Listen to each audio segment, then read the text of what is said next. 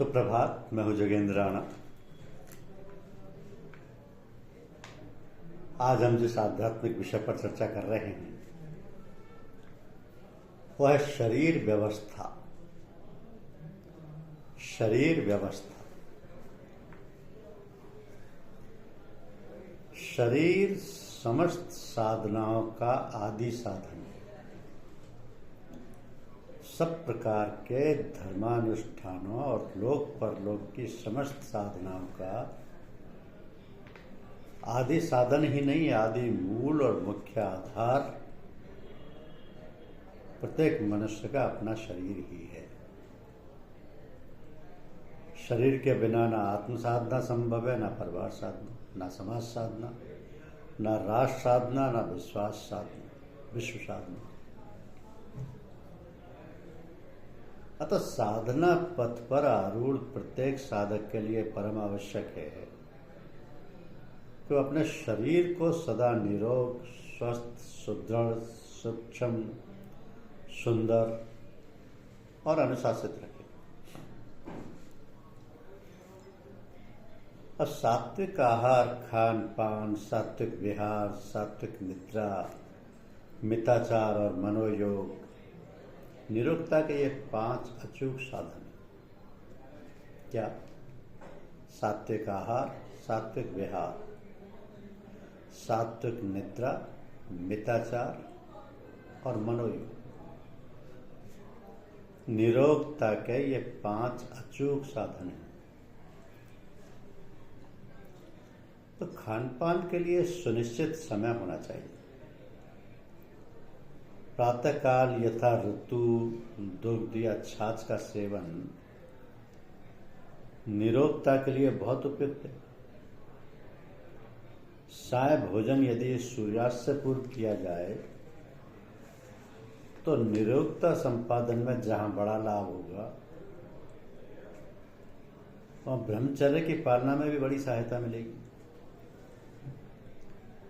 सूर्यास्त के पश्चात सिवाय जल के अन्य कुछ भी सेवन ना किया जाए तो यवज्जीवन जठराग्नि सुषुप्त्या प्रदीप्त रहती है।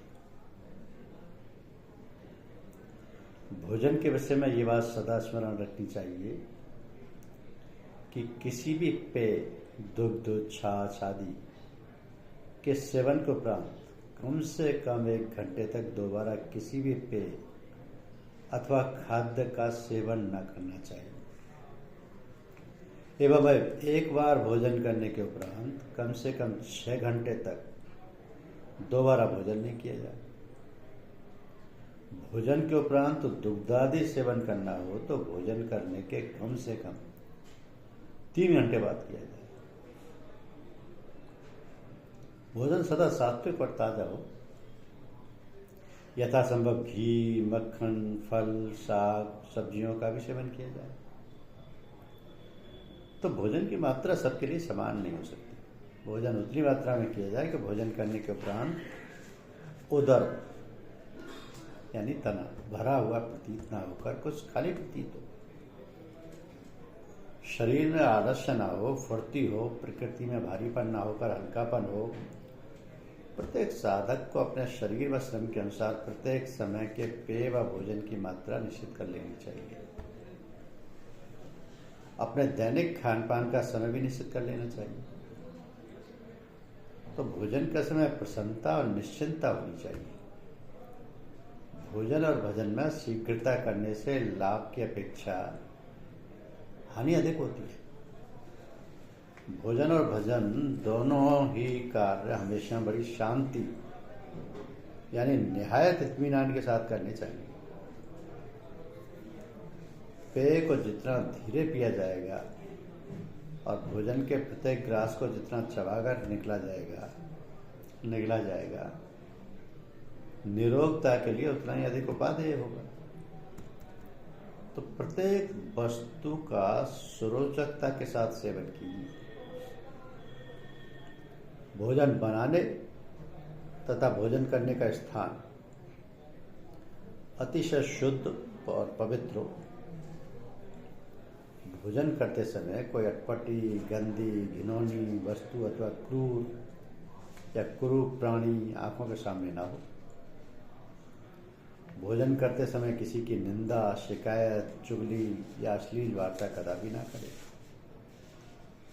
ऐसा करने से शरीर के रसों में विषमता और रक्त रज वीर्य में विकार उत्पन्न होता है। भोजन करने का समय विनोद और वार्तालाप नितांत शुद्ध और निर्दोष हो। तो सदा व्यस्त, गंभीर, एकांती और कार्यरत रहने से शरीर के अवयव और स्नायु अविकसित और कुंठित हो जाते हैं। विहार के निम्न साधनों से शरीर के समस्त कोष और संपूर्ण अंग सुविकसित और खुले रहते हैं।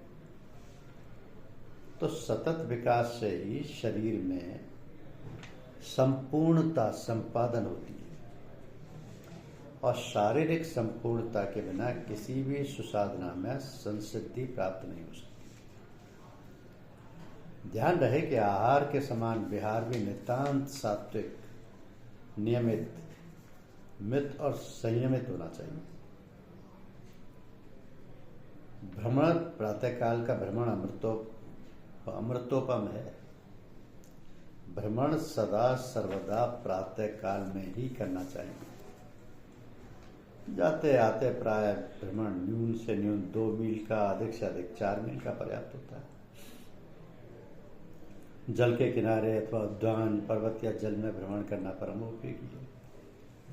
जहाँ जल तट, उद्यान, पर्वत या अरण्य उपलब्ध ना हो वहाँ पथ यानी सड़क पर भ्रमण करना उपयुक्त हो। तो हरे भरे खेतों के किनारे किनारे भ्रमण करना तो सबसे अच्छा है। ग्रीष्म ऋतु में रेतीली मार्ग या घास पर नंगे पैर भ्रमण करने से नेत्र तथा रज वीर्य के अनेक दोष दूर हो जाते हैं। सूर्योदय से आधा घंटा पूर्व से आधा घंटा पश्चात तक का समय भ्रमण के लिए सर्वोत्कृष्ट है। भ्रमणार्थ पूर्व दिशा में जाया जाए तो बहुत ही उत्तम है। सैर साय भोजन के उपरांत जाते आते कुल 1 मील की सैर अवश्य करनी चाहिए।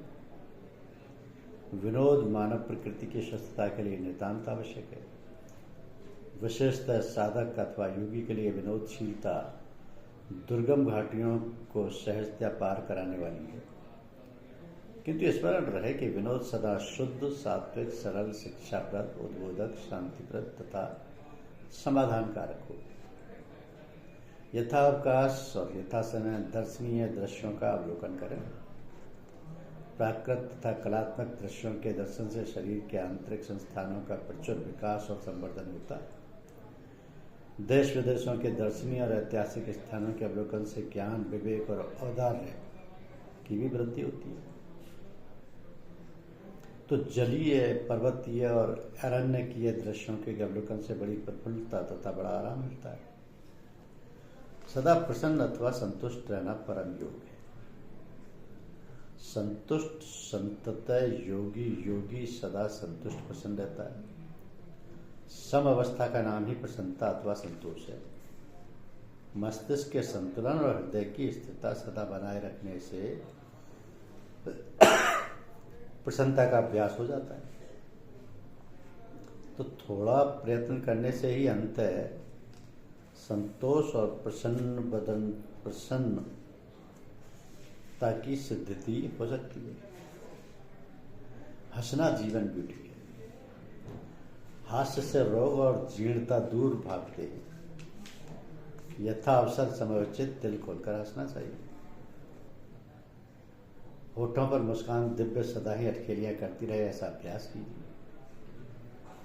श्रम साध्य व्यवसाय वालों के लिए भी व्यायाम करना नितांत आवश्यक है। नित्य प्रातः कम से कम पाव घंटा और अधिक से अधिक आधा घंटा व्यायाम करना ही चाहिए। स्थूलकाय व्यक्तियों तथा रोग विशेष की निवृत्ति के लिए योगासन व्यायाम उपयुक्त है। कृशकाय व्यक्तियों के लिए झटकीले व्यायाम, ऐसे व्यायाम जिनसे अंगों तथा जोड़ों पर झटके लगें, उपयोगी होते हैं। स्नायु व्यायाम तथा मालिश सबके लिए एक समान लाभदायक है। पुरुषों के लिए अखाड़े में कुश्ती लड़ना भी पूर्ण व्यायाम, स्त्रियों को कठोर व्यायाम कदापि नहीं करनी चाहिए। किशोरावस्था यानी 16 वर्ष की आयु तक प्रातः भ्रमण और खेलकूद ही पर्याप्त व्यायाम है। तैरना स्त्री और पुरुष और किशोर तीनों के लिए समान उपयोगी है। तो विश्राम श्रम अथवा थकान के उपरांत आवश्यकता अनुसार अवश्य करना चाहिए। जब भी झपकी से आए तभी 15 मिनट की एक छोटी सी निद्रा ले लेनी चाहिए। अभिरुचि का अर्थ है सब और सब में सुरुचि। खाना पीना, पौड़ना, पहनना, पढ़ना, लिखना, खेलना, कूदना, मिलना जुलना, साधना, उपासना, व्यवसाय, व्यापार, ज्ञान, ध्यान, सब कार्य सुरुचिपूर्वक किए जाने चाहिए। रुचि, अभिरुचि, सुरुचि, उमंग, उत्साह से शरीर के कण कण में सरलता का संचार होता है। शरीर फूल के समान हल्का फुल्का रहता है। निद्रा साधना का आवश्यक अंग है। इसको कभी भूल कर भी इसकी उपेक्षा नहीं करनी चाहिए। निद्रा की कमी से जठराग्नि मंद पड़ जाती है, शरीर में शिथिलता आती है, सिर भारी रहता है, विचार शक्ति क्षीण होती है, स्मरण शक्ति का ह्रास होता है और स्वभाव में चिड़चिड़ापन आता है। तो निद्रा की अधिकता से पाचन शक्ति मंद पड़ जाती है, शरीर में प्रमाद बढ़ता है, कार्य क्षमता का ह्रास होता है, काम वासना बढ़ती है, स्वभाव में कटुता आती है, इसका क्षय होता है, मस्तिष्क दुर्बल हो जाता है और बुद्धि स्थूल हो जाती है। तो रात्रि के 10 बजे से प्रातः 4 बजे तक 6 घंटे की गाढ़ी निद्रा एक स्वस्थ साधक के लिए पर्याप्त है। अवस्था विशेष में दिन में आधा घंटा स्वल्प निद्रा लेने में कोई हानि नहीं है। शरद ऋतु में या तो रात्रि के 9 बजे से प्रातः 4 बजे तक सोना चाहिए या रात्रि के 10 बजे से 5 बजे तक। निद्रा गहरी और सात्विक होनी नितांत आवश्यक है। निद्रा के गहरी और सात्विक न होने में वे सावधानियां तो होती हैं जो निद्रा की कमी तथा अधिकता से होती हैं। तदतिरिक्त धातु विकार और रक्त विकार भी होता है। तो मालिश और श्रम करने से, नियमित संयमित रहने, नियमित समय पर सोने तथा चिंता रहित होने से गहरी निद्रा आती है। रात्रि को शयन से पूर्व अपने बिस्तर पर बैठकर प्राणी मात्र के लिए ईष्ट चिंतन, मंगल कामना और शुभ भावना कीजिए। ईष्ट चिंतन और ईश वंदना कीजिए, आपकी निद्रा सात्विक हो जाएगी। अगहन और असात्विक निद्रा से जीवन में विषमता की व्याप्ति होती है और अमंगल सूचक दुस्वप्न आते हैं। तो रात्रि को शयन अथवा दिवा विश्राम में सिर को उत्तर दिशा में और पैरों को दक्षिण दिशा में कदापि न रखना चाहिए। स्वच्छ भूमि अथवा काष्ठ के तख्त पर सोना स्वास्थ्य व निद्रा दोनों के लिए परम उपयोगी है। यदि निवाड़ व भूत की चारपाई पर शयन करें तो उसे खूब कसा रखना चाहिए। ओढ़ना बिछौना मुलायम व चिकना होना चाहिए और ऋतु अनुसार गर्म या ठंडा। तो ग्रीष्म ऋतु में ओढ़ना बिछौना सूती होना चाहिए और शरद ऋतु में ऊनी। शयन स्थल में शुद्ध वायु का निर्बाध प्रवेश होना चाहिए। नाक मुंह ढककर कदापि न सोना चाहिए।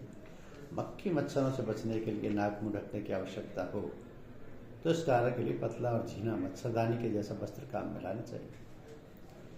काल में शरीर कहीं से भी कसा हुआ ना हो। शयन काल में पुरुष के लिए ऊपर एक ढीला कुर्ता या बनियान और एक नीचे ढीली धोती या पायजामा या कोपीन, और स्त्री के लिए एक ढीला ऊपर वस्त्र और एक ढीला अधो वस्त्र उपयुक्त रहता है। तो सीना, मस्तिष्क, कनपट या पेट पर हाथ रखकर सोना बहुत हानिकारक है। सीना, मस्तिष्क, कनपट्टी या पेट पर हाथ रखकर सोना बहुत हानिकारक है। पीठ ऊपर करके उल्टा सोना बड़ा अनिष्टकारी है। सदा करवट से अथवा चित सोना चाहिए। शरीर के प्रत्येक अवयव को लेटते ही एकदम ढीला छोड़ देना चाहिए। रात्रि शयन भोजन करने के 3 घंटे उपरांत करना चाहिए। सर्वोत्तम यही है कि भोजन व धूम्रपान आदि सूर्यास्त से पूर्व कर लिया जाए। बिना तकिया लगाए सोना उत्तम है। यदि लगाया ही जाए तो तकिया 1 अंगुल से अधिक मोटा ना हो। निद्रा आने तक लेटे लेटे आंखें मूंद कर ओम का स्मरण का और ध्यान करते रहना योग निद्रा की सिद्धि होती है। तो मिताचार जहाँ साधना का एक उत्कृष्ट अंग है, वहाँ वह स्वतः एक परम योग है।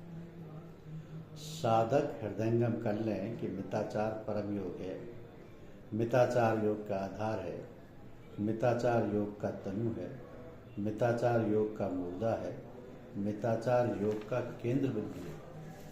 तो मिताचार शरीर स्वस्थ और आध्यात्म योग का मेरुदंड है। मिताचार शरीर और अध्यात्म का संयोजन करने वाली सुषुम्ना नाड़ी है। मिताचार के सिद्ध होने पर योगाचार, देहाचार, ग्रहाचार, शिष्टाचार, धर्माचार, कर्माचार आदि समस्त आचारों की सिद्धि स्वयं हो जाती है। मिताचारी ही समय, नियम और व्रत का पालन कर सकता है।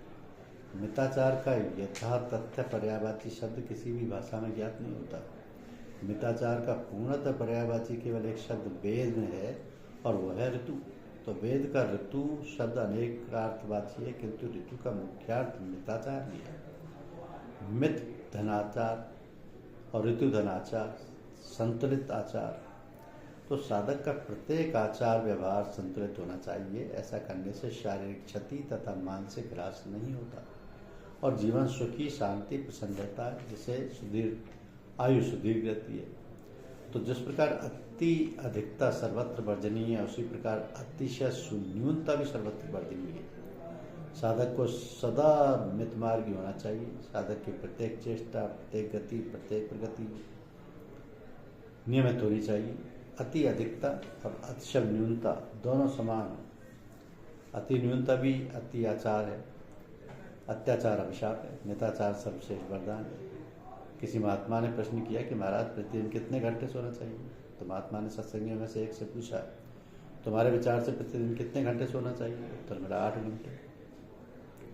महात्मा ने एक दूसरे सत्संगी से वही प्रश्न किया, उत्तर मिला 4 घंटे। महात्मा ने पहले सत्संगी से कहा, तुमने अपनी निद्रा में 2 घंटे की कमी करो, तुम अपनी निद्रा में 2 घंटे की कमी करो। और दूसरे सत्संगी से कहा, तुम अपनी निद्रा में 2 घंटे की वृद्धि करो। तो महात्मा ने यदि प्रश्नकर्ता की उक्त देखकर कहा कि नित्य 6 घंटे सोना पर्याप्त होगा। अति अधिक और अतिशय न्यून के मध्य में मित्त का विश्वास है, यानी मित्त का निवास है। प्रत्येक कार्य में साधक को अति अधिक और अतिशय न्यून के मध्य में स्थित रहना चाहिए। मिताचार में अमितान बोलना तो ना अत्यधिक बोलना चाहिए, ना अतिशय न्यून बोलना चाहिए। साधक को मितवासी होना चाहिए। खाना ना तो अत्यधिक खाना चाहिए, ना अतिशय न्यून खाना चाहिए। साधक को मिताहारी होना चाहिए। सोना ना तो अत्यधिक सोना चाहिए, ना अतिशय न्यून सोना चाहिए। साधक को मित निद्र होना चाहिए। आसन लगाना ना तो अत्यधिक समय आसन लगाना चाहिए, ना अति अल्प समय आसन लगाना चाहिए। साधक को मितासनी होना चाहिए।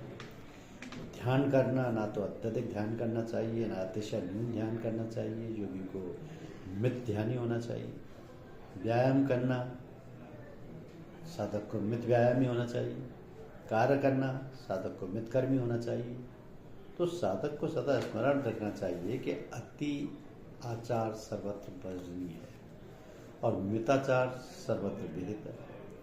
शरीर की प्रत्येक क्रिया व चेष्टा के साथ मन की एकाग्रता और प्रसन्नता के साथ योग होना परम आवश्यक है। मन की प्रसन्नता और मन की एकाग्रता जब शारीरिक क्रिया चेष्टा के साथ संयुक्त होती है, तभी उस क्रिया या चेष्टा का शारीरिक निरोगता अथवा शारीरिक स्वास्थ्य पर उत्तम और अनुकूल प्रभाव पड़ता है। धन्यवाद।